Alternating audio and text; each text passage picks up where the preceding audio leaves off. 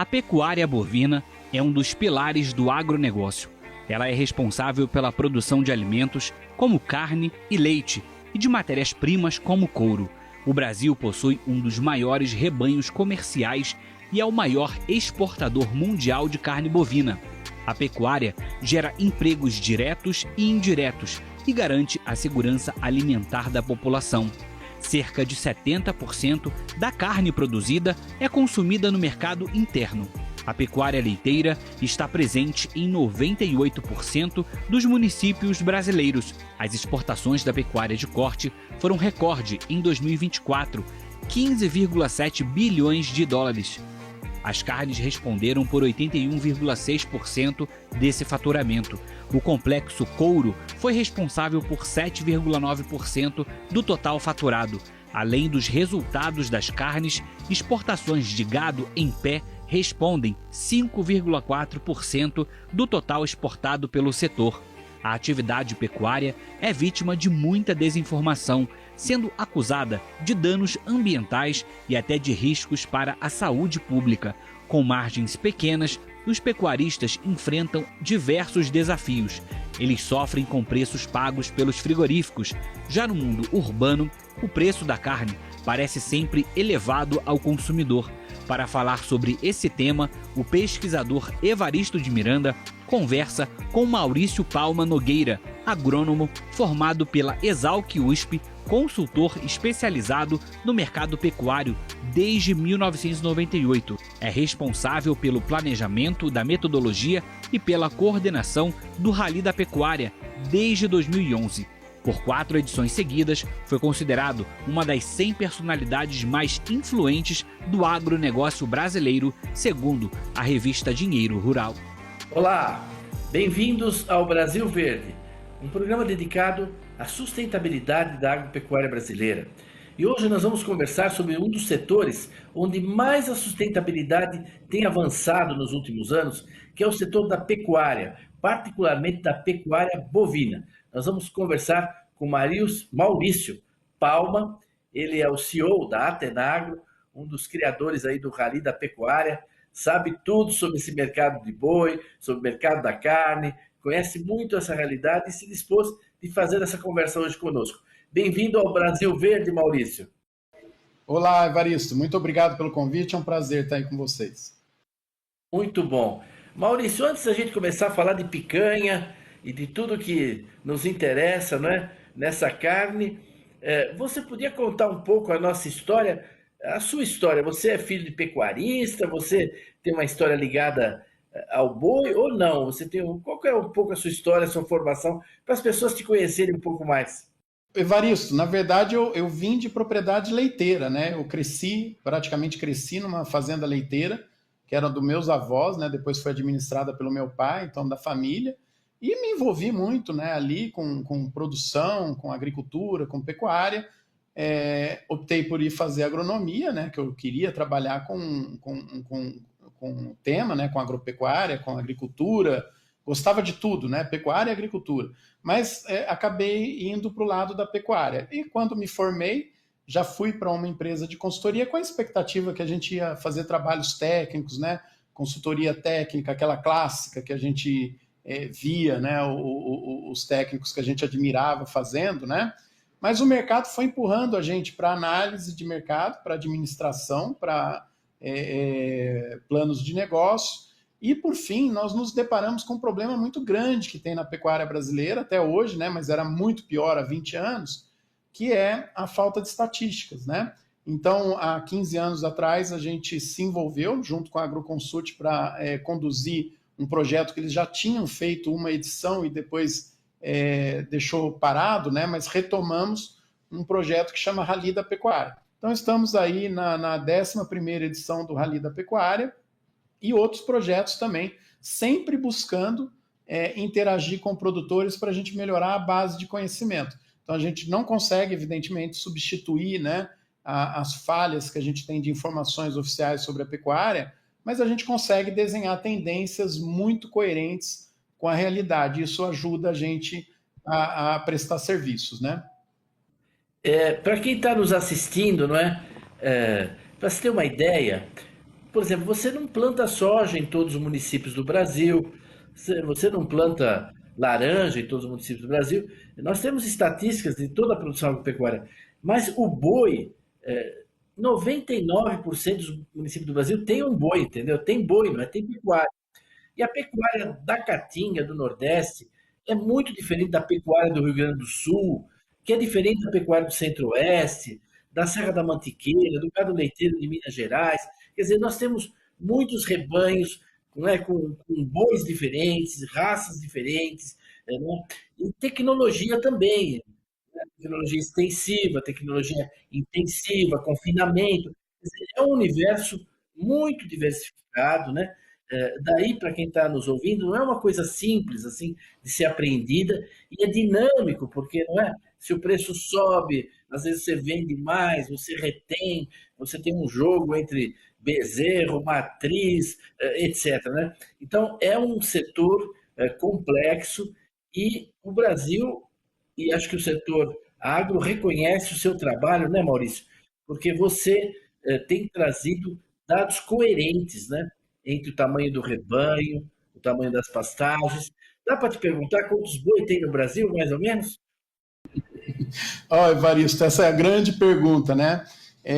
Justamente vendo como é que é o comportamento do produtor, e o que você está colocando é fantástico a gente analisar. Eu morei em Florianópolis durante 5 anos, Evaristo, e vizinho meu ali do lado da praia tinha um terreno que devia ter meio hectare e tinha 2 cabeças de animais, né? E o pessoal mantinha a cabeça ali para não pagar o IPTU, ele pagava o ITR, né? Então, olha o tanto que a pecuária é usada de uma forma complicada no Brasil, e isso confunde, porque a gente tem um número de rebanho que já está superestimado, e a gente criou uma forma aí para chegar com números oficiais no que a gente acredita ser mais coerente. E mesmo assim, Evaristo, mesmo nesse número, né, que hoje, embora o número bruto do IBGE, lá da Pesquisa Pecuária Municipal, fale em 238 milhões de cabeças, nós chegamos, a partir do censo e aplicando a variação município a município, ano a ano, a um rebanho de 198 milhões de cabeças, chegando a 200 milhões de cabeças, né? E mesmo assim, considerando o gado que está nessa situação, que nem desse terreno que eu dei de exemplo aí em Florianópolis, ou áreas pequenininhas, que tem 4, 5 cabeças, 10 cabeças, a gente deve ter mais uns 40 milhões de cabeças, né? Então,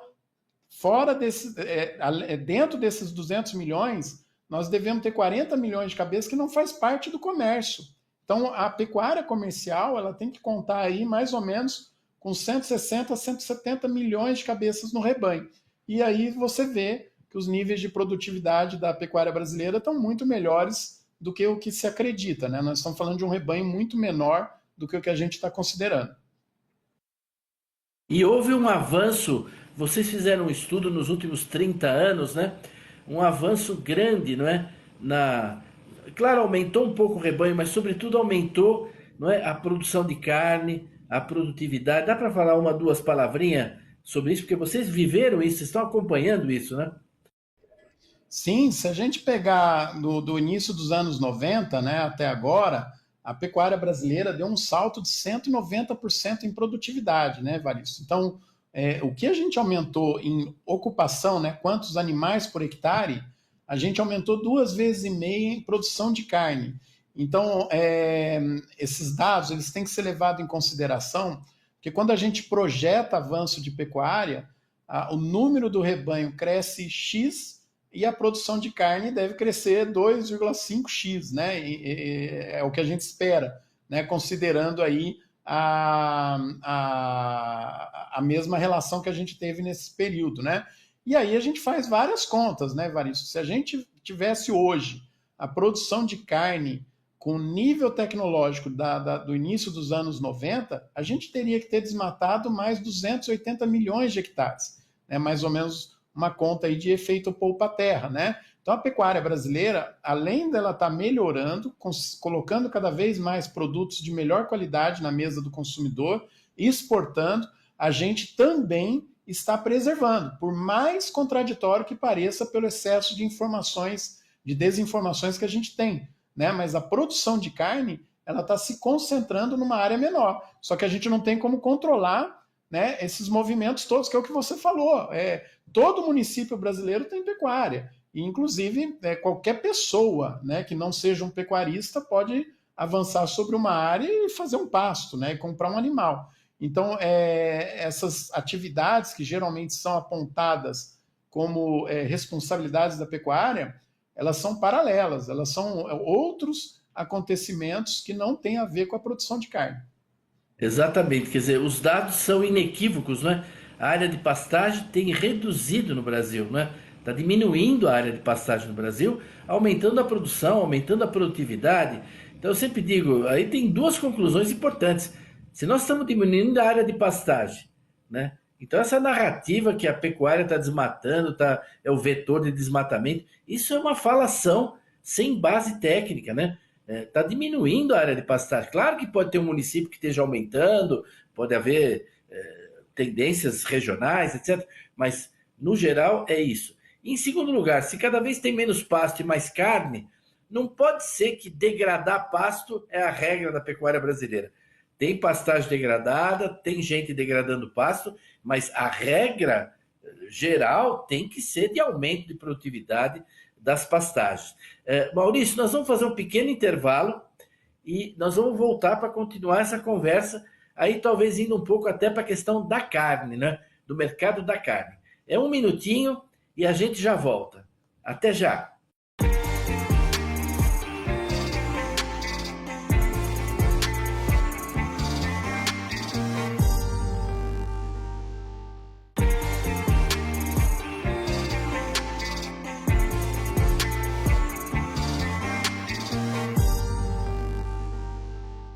Olá, estamos de volta no Brasil Verde, hoje conversando com Maurício Palma, conversando sobre a pecuária brasileira. Ele que é o CEO da Tenagro, uma empresa que presta consultoria, não é, para diversos movimentos, setores, grupos ligados à pecuária brasileira e que gera dados, gera informações inéditas que ajudam a compreender a dinâmica da pecuária brasileira. Maurício, na primeira parte do programa, nós conversamos um pouco sobre essa evolução do rebanho, né? A evolução das pastagens.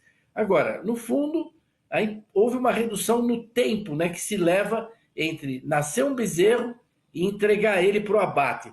Dá para dar uma ideia para quem está nos assistindo? As pessoas não têm ideia quanto tempo leva ou levava para um boi ficar pronto para virar carne no prato do consumidor?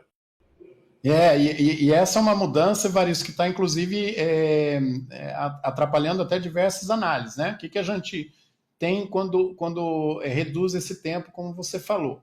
A gente torna o rebanho mais jovem. Então, a gente chegava a levar décadas atrás, até 4 anos para terminar um boi, né? Hoje ele está terminando, em média, aí, entre 34 e 35 meses, né? Que já é muito. Então, ele nasce até ele ficar pronto, 34, 35 meses. Para você ter ideia, nós temos projetos, né? Nós temos sistemas de produção que termina esse animal em 12 a 18 meses, né? Então, menos da metade aí do prazo que leva a média da pecuária. Quando a gente faz isso, você diminui a quantidade de animais de idade intermediária, né? Então, de 1 a 2 anos, 2 a 3 anos, 3 a 4 anos, vai diminuindo o rebanho mais velho, mais envelhecido, e você tem um rebanho mais leve, né? Então, a produção de carne, por isso que a quantidade de cabeças aumenta um tanto e a produção de carne aumenta muito mais, né? Porque a gente está sendo mais eficiente zootecnicamente. E esse animal, Evaristo, ele está terminando mais pesado, mais jovem e mais bem terminado, o que melhora muito a qualidade de carne que a gente está oferecendo ao consumidor e ao mercado internacional. Então, às vezes são mudanças que é difícil a gente perceber no dia a dia, mas para o consumidor, talvez ele consiga associar com uma realidade, pelo menos aquele que gosta de carne, né? Há uns 15, 20 anos atrás, era uma aventura comprar carne para fazer um churrasco. A gente tinha que ter o maior cuidado para não levar uma carne ruim para dentro de casa, né? Para a hora que fosse fazer um churrasco. Hoje em dia você não erra. Você entra num estabelecimento, compra carne, claro, né? Você não vai comprar qualquer carne, vai comprar uma carne de procedência. Geralmente ela já veio desossada e embalada do frigorífico. então não tem risco de contaminação, né? As operações são muito mais otimizadas e a qualidade dela é melhor, né? Então tudo isso ainda com a gente entregando algo muito positivo no debate atual. Se eu tenho um rebanho mais jovem e mais produtivo, a pegada de carbono e a pegada hídrica da produção de carne diminuiu muito, né? Então nós somos muito melhor do ponto de vista ambiental do que éramos há 20, 30 anos atrás, e também somos melhores do que outros países que competem com a gente. Para quem está nos assistindo assim, que mora em cidades, né? Eu acho que, e tem uma certa idade já, basta lembrar o que era o açougue antigamente, né? O açougue antigamente chegava meio boi ali e ele desossava tudo, né? Então era fácil arrumar um ossinho pro cachorro no açougue, né? É. Você ia lá, pede um osso, o cara te dava osso pro seu cachorro, tudo. Eu lembro como isso foi desaparecendo, né? Chegou uma hora que era impossível achar osso pro cachorro, porque não chega mais nada disso, né? E hoje, praticamente, esse tipo de açougue desapareceu, né? Só em alguns locais ainda tem isso. Quer dizer, hoje é o que você falou. Quer dizer, nós temos cortes selecionados e com valores até diferenciados, e você pode até escolher um gado Angus, Hereford, você pode escolher o tipo de carne, pagar mais caro por ela, etc, né?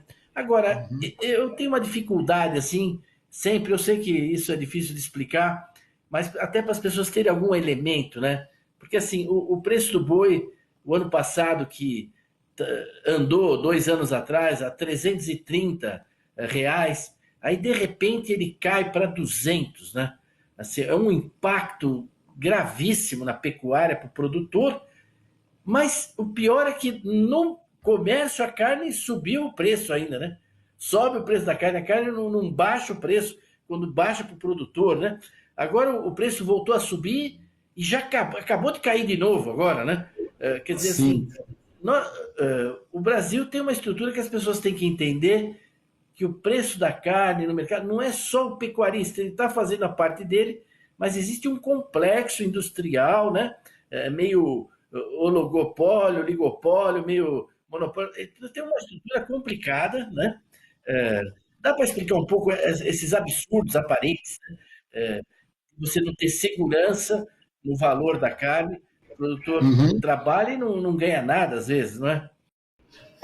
O produtor, ele sempre está no elo mais fraco, né, Evaristo? Então, ele é tomador de preços, né? Então, a gente é estimulado, produz mais. Até uma coisa interessante que aconteceu nesses anos, que foi um aumento muito grande na produção que a gente colheu agora em 2024 e foi estimulada pela exportação. Então, às vezes, a gente vê o pessoal querer limitar a exportação para manter carne para o consumidor interno, como fizeram os argentinos lá atrás, isso seria um erro enorme, né? Se a gente tivesse feito isso em 2020, 2021, que estava exportando muito e os preços subiram muito, a gente teria limitado a produção e não teria a carne que tem hoje, né? E aí, Evaristo, tanto os frigoríficos como os produtores, eles têm margem muito baixa na pecuária, né? A margem no frigorífico é pequena demais, né? Claro, ele tem um ganho maior quando exporta, mas no mercado interno ela é muito apertada.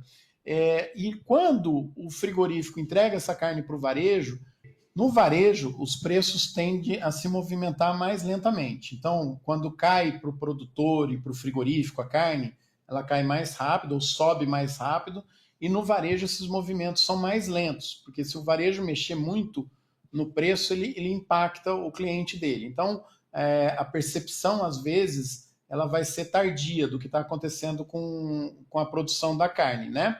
E para a gente voltar nos preços, né, Evaristo, que você comentou, entre 2023 nós registramos a maior queda histórica no preço do boi nominal pós-plano real em 2023.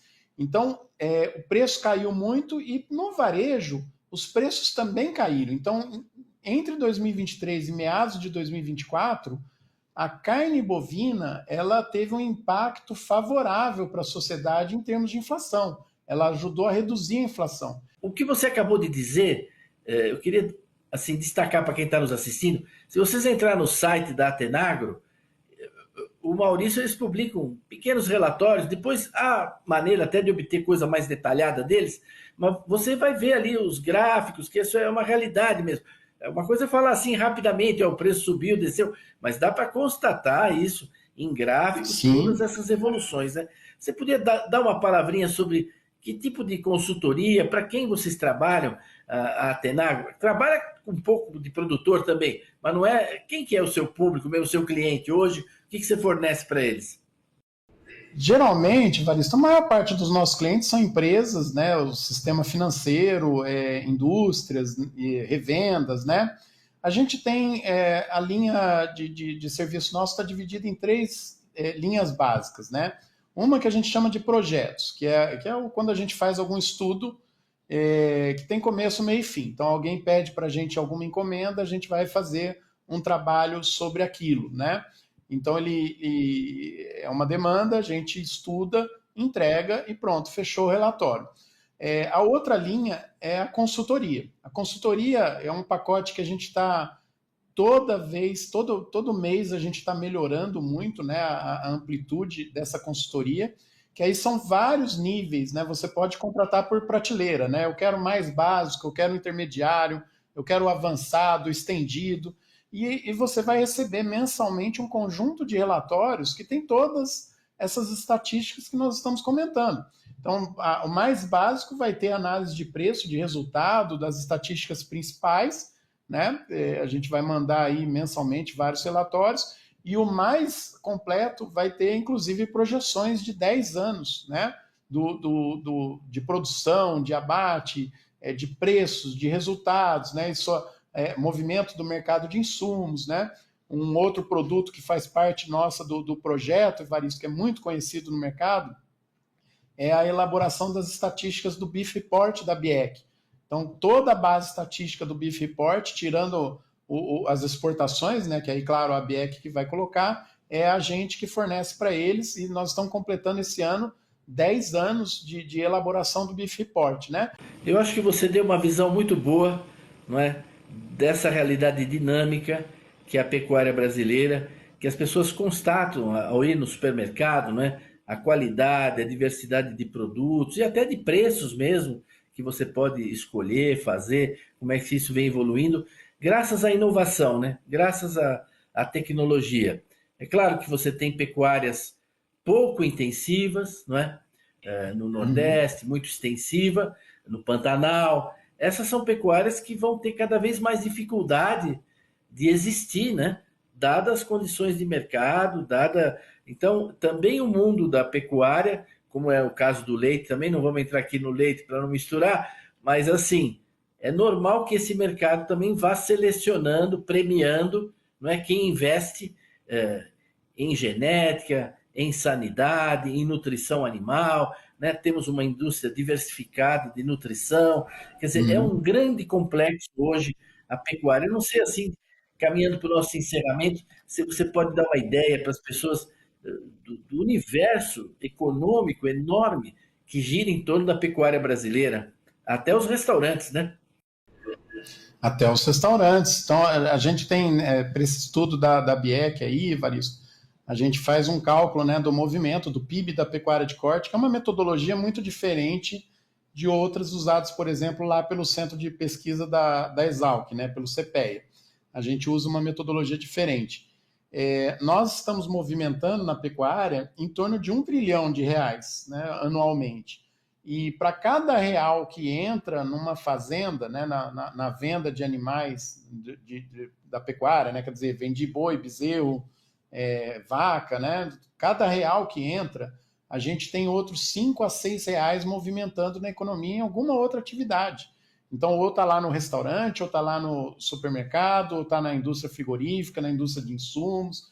Então, o impacto econômico da pecuária é muito bom, né? É muito grande. E toda vez que a gente aumentar o aporte tecnológico, essa relação entre real que entra na fazenda e real que circula na economia tende a aumentar, porque a gente está usando um sistema muito mais sofisticado de produção, né? Então, isso tudo é muito positivo para a gente. E a gente tem muito para crescer, né? Nós falamos aí do espaço que nós agregamos aí, que nós aumentamos de produtividade nos últimos 30 anos, Evaristo. mas quando a gente pega os produtores mais produtivos dessa pesquisa que a gente faz do Rally, a gente pega os 5% mais produtivos, se a gente extrapolasse o nível de produtividade desses 5, que são entre pequenos e grandes, hein? Inclusive a maioria é pequeno nesses 5 mais produtivos, né? Mas se a gente pegar esses 5 e extrapolar para toda a área de pastagem no Brasil, a gente conseguiria produzir toda a carne no mundo dentro do Brasil. Então isso quebra outra falácia, outro paradigma que é muito falado hoje em dia, né, que inclusive foi pauta aí das Olimpíadas, de que consumir carne impacta o ambiente. Isso não é verdade. A gente tem condição de produzir carne sem desmatar nada, né? Produzir muito mais do que a gente produz. Estamos falando só do Brasil. Imagina se a gente colocar a tecnologia brasileira de produção tropical em outros países tropicais, o tanto que a gente pode ofertar de carne bovina para a população mundial. Maurício, nós chegamos no fim do nosso programa. Eu queria te passar a palavra para uma mensagenzinha final sua, já agradecendo muito a sua participação aqui conosco. Eu que agradeço, Evaristo. Bom, vou dar 2 mensagens, então. Uma para o consumidor, né, para quem está interessado em comprar carne. A gente sempre reclama muito, né, do preço da carne e a gente, às vezes, fica focado só em determinados cortes. Tenta diversificar os cortes. A hora que você for no supermercado, tenta usar cortes diferentes do que o comum para fazer um churrasco, para fazer alguma carne assada ou carne na panela, qualquer forma que você vá utilizar. Tenta diversificar os cortes. Você vai ver que o teu orçamento vai se encaixar e você vai comprar carne de qualidade, né? Arrisca, pelo menos corre esse risco aí para testar isso que eu estou te falando. E para o produtor, Evaristo, o pessoal do nosso setor, tenha muito cuidado com a quantidade de desinformação que tem hoje. Nós temos várias agendas se convergindo contra a tecnologia. Isso é péssimo, né? Péssimo, porque a gente acaba fazendo com que o pecuarista perca oportunidade de ganhos ou de evitar resultados ruins em períodos desfavoráveis. Então procure se informar melhor, e a melhor forma de se informar é filtrando o que tem de desinformação que chega hoje em dia para todo mundo, né? Esse eu acho que são os pontos principais para a gente levar aí para 2025. Excelente, Maurício. Eu queria agradecer a todos, né, que nos acompanharam hoje nessa conversa tão interessante, né, sobre a evolução da pecuária brasileira e do mercado da carne, e convidá-los a estarem de novo conosco aqui a semana que vem para mais um Brasil Verde. Até lá, pessoal!